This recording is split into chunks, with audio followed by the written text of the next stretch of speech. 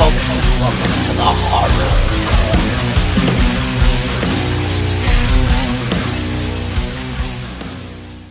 Good evening, folks, and welcome to the Horror Corner. I'm your host, Sean Patrick Urshan, and this week we're doing another movie review. This is Alien Romulus. Yes, the newest film in the Alien franchise. And this film is directed by Fede Alvarez and produced by Ridley Scott. So the way this review is going to work is I'm going to first give my spoiler-free thoughts, my overall thoughts on the film, and then later on in the review I'm going to get into spoilers, and I will announce that. But yeah. So my overall thoughts on Alien Romulus, as I just got out of the theater basically from seeing it, is it's a very good film. It's very competently directed by Fede Alvarez, beautifully shot, and I really appreciate the attention to detail on the film. As you guys might know, the film is supposed to take place between the original Alien from 1979 and Aliens from 1986. Two absolutely incredible films that I don't think any other film in this franchise could ever possibly reach the heights of those two films. You got Alien, which is my favorite science fiction horror movie of all time. But I will say that, like I said, I appreciate the attention to detail in this film, because you can tell that the director, Fede Alvarez, who worked on the Evil Dead remake recently, you can tell he absolutely loves those two films, and he loves this franchise. Because you can see it's shot very, very similar to the original Alien. You can tell it really feels like it's in that world, you know. When you see them inside the spaceship, it looks just like the spaceship in the original Alien. Lots of callbacks to both Alien and Aliens throughout this film. And I could see where some people might be a little bit put off by that, because there's so much love and so much fan service and nostalgia for those films that you might be, well, there's not enough original film here to keep it afloat. That it's almost to the point where it's remaking and rehashing those films. So I could see where some people might have that complaint. But I enjoyed the film. I thought it was a fun ride, and like I said, I love those two films, so I enjoy this one. A lot of it has to do because of that, because of my love for the original Alien and Aliens. But not only that, is it ties into the entire franchise, and some of the other films in the franchise are tied into this as well. So that's really cool to see. I kind of like that, and it makes those films make a little bit more sense in this bigger world of the Weyland-Yutabi Corporation. So the film stars Cailee Spaeny as Rain, our Ripley-type character, and David Johnson as Andy, the synthetic android of this film. And he's basically programmed to be the brother of Rain. That's how he was programmed to be. So they're basically like real tight, and you know, they have a close bond. Because that's how he's programmed to be, you know.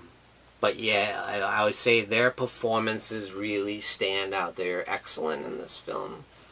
When it comes to some of the other characters in this film, they're not very memorable, to be honest. They're more like almost like slasher film fodder for the alien to just knock off, you know.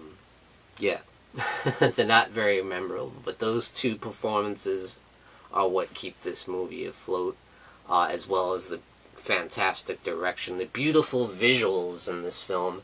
And I love the fact that they use a lot of practical effects even when you see like that old school technology that they had back in Alien, which was supposed to be real futuristic, but now when you look at back at it, it's a little bit dated. That's the one thing that's kind of dated about the original Alien and Aliens, is like the tech that they had at that time.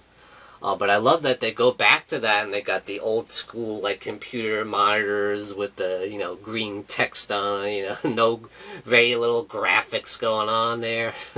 Although one part I thought was funny is the guy had like a handheld like video game thing, almost like a crude primitive Nintendo Switch. I thought that was funny. Like, is that the the precursor to Game Boy or something? But yeah, as far as my spoiler-free thoughts go, I think it's a good film. And they do inject a little bit of originality in the film. So the way the story goes is basically we meet this crew who work at a mining colony for the Wayland Utabi Corporation.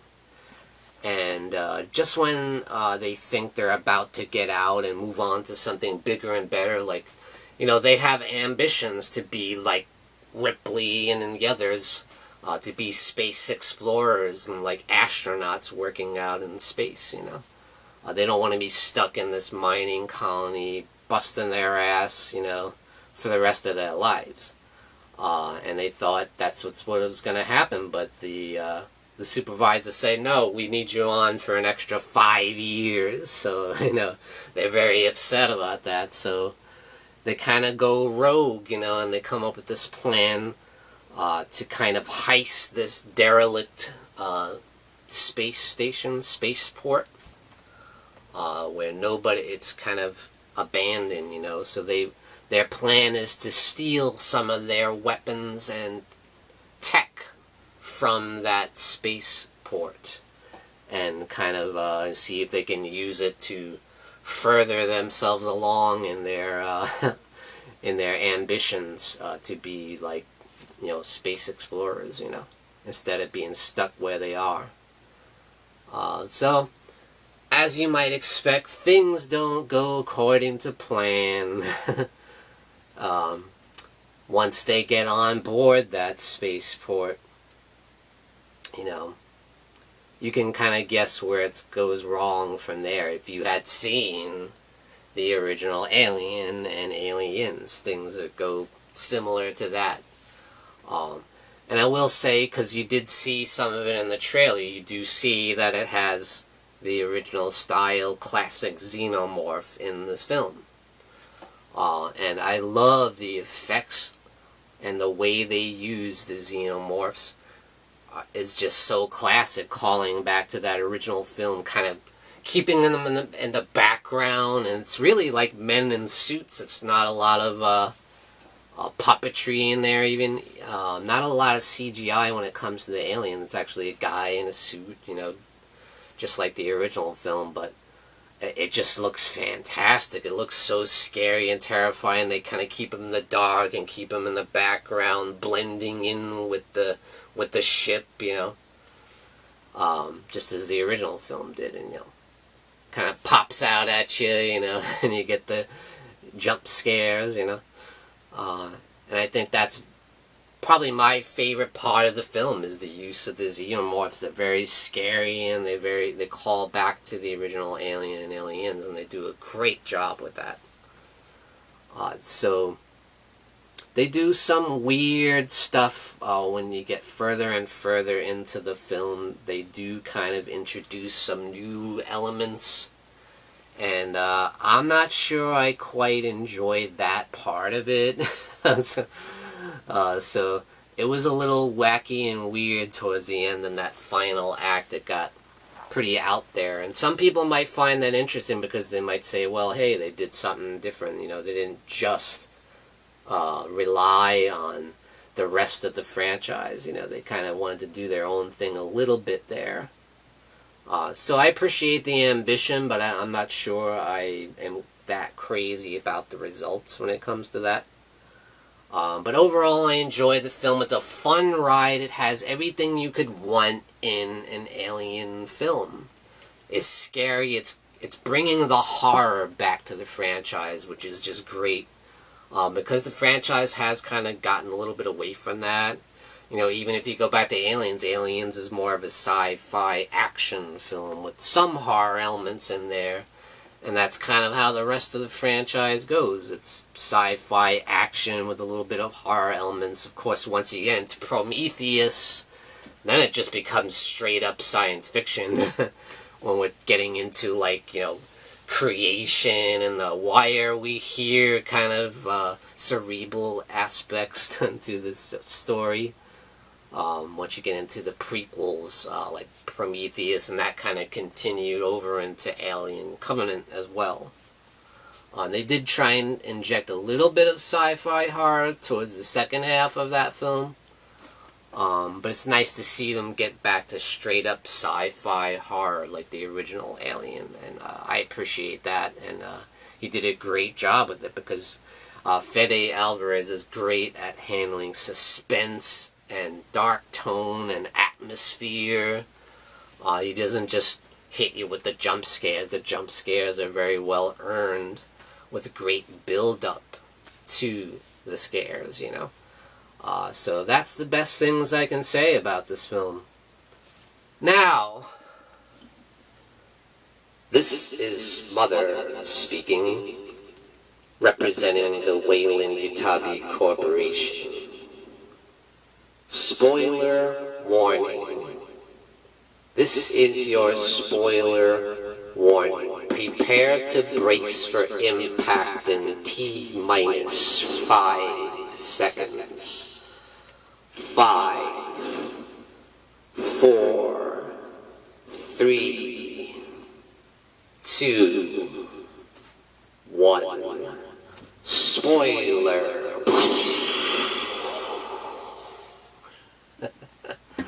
Okay, guys, this is the spoiler part of the review. I'm going to get into spoilers, so you have been warned.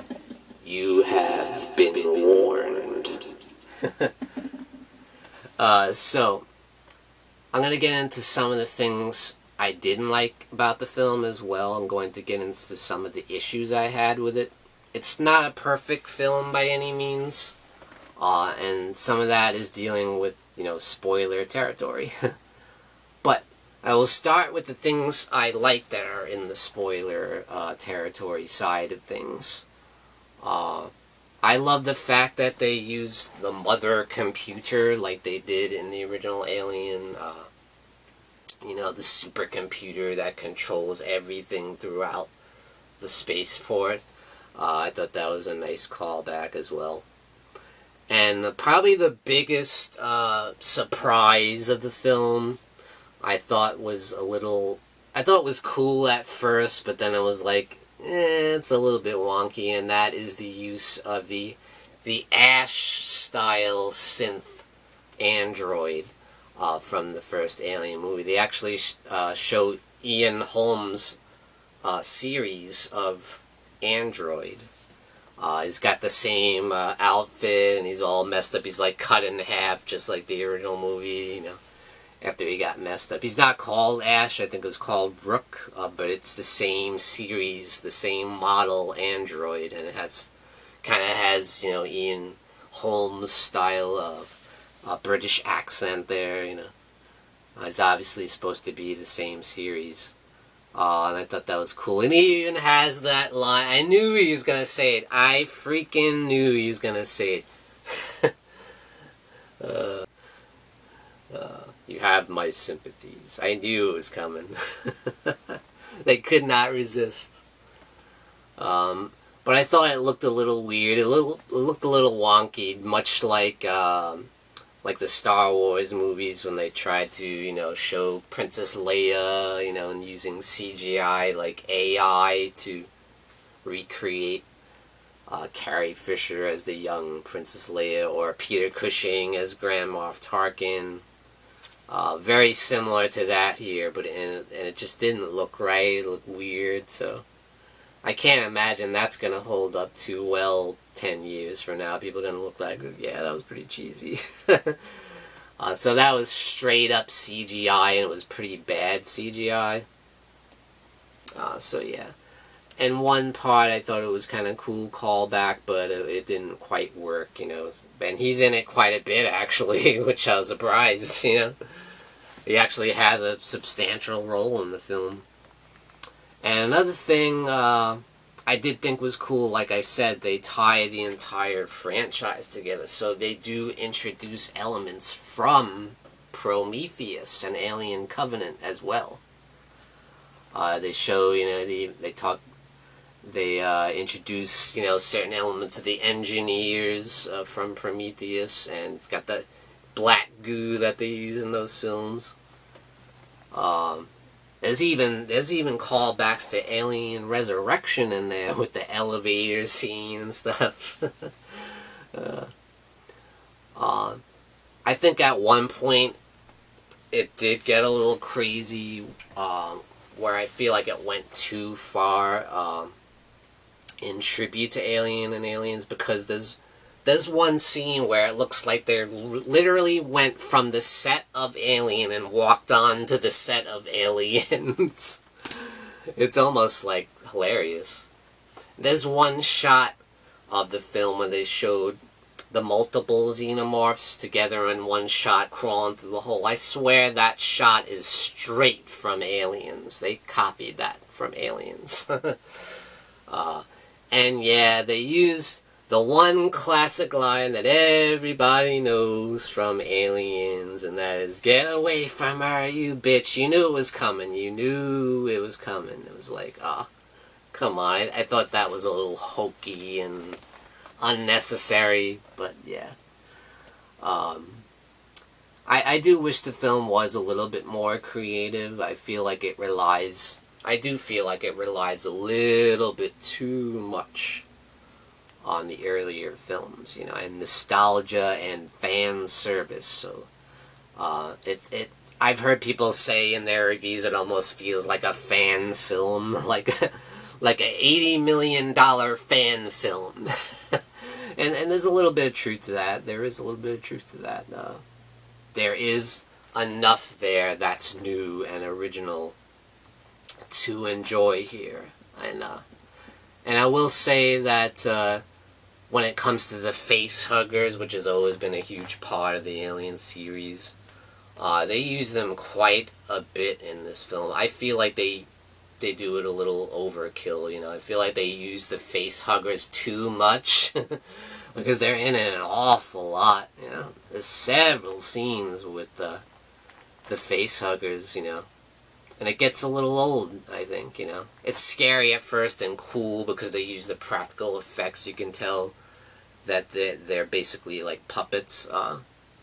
It's not CGI. And there's some really cool scenes where the face huggers jump in the water and they're like swimming after the people. And that's really cool.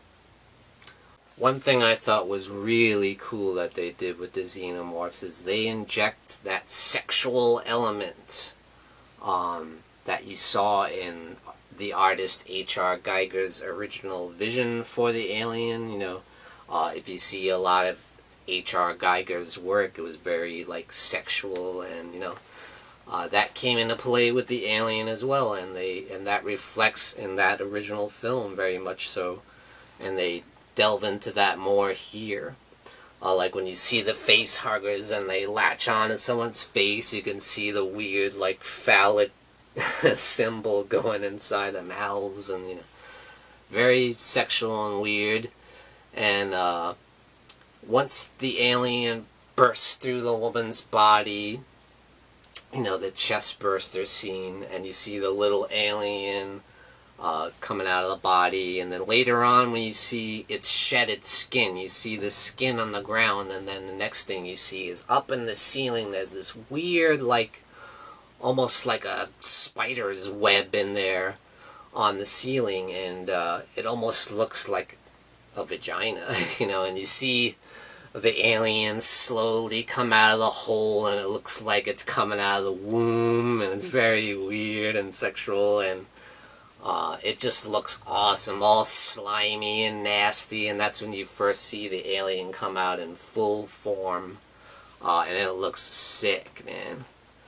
Once again, the practical effects, that's just a guy in a suit, really, so I love that, and it just looks great. It looks so much better than whenever they tried to do the xenomorphs with CGI. It never looked right, but when it's a guy in his suit, it looks right, you know?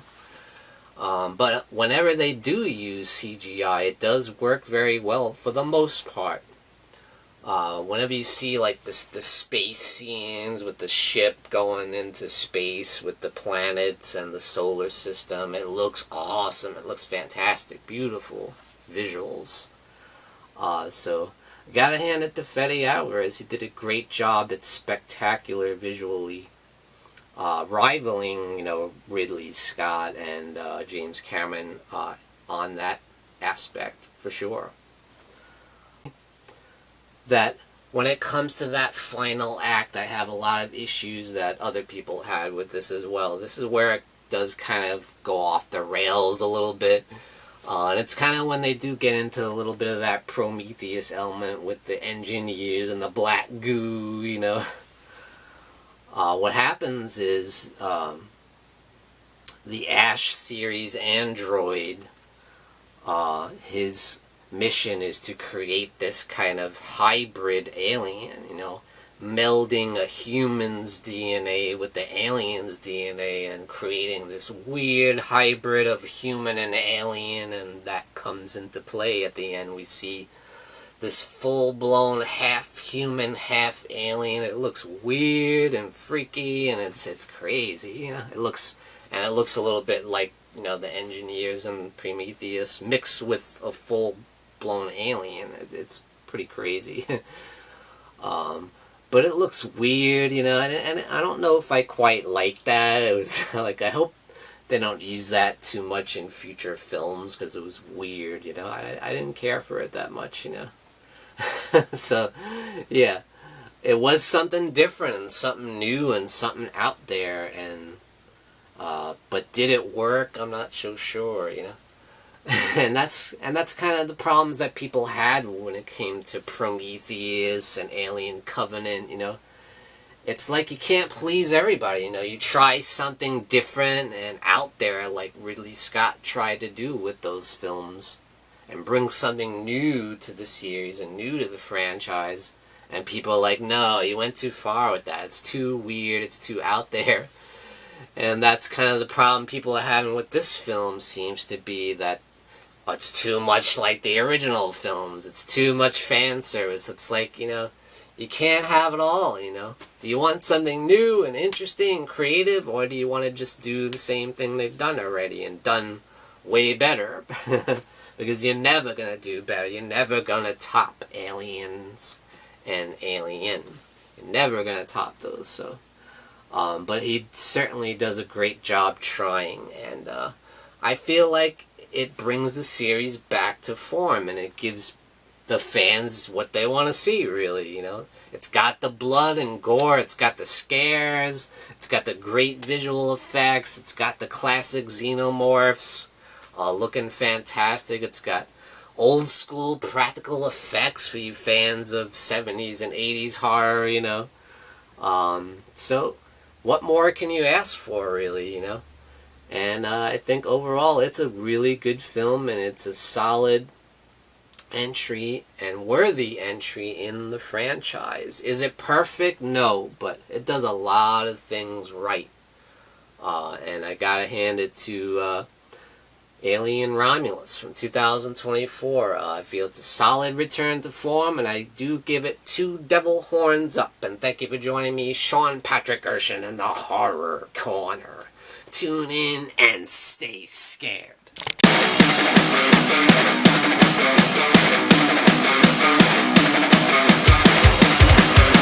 Good evening, folks, and we got some brand new merchandise for you over at www.thehorrorcona.com, and that's CONA.com. Representing the Horror Corner. Great new design. We got the Morbid Hour live stream there. You got the Horror Hangout live stream there. And you got my nemesis, the Dark Fate.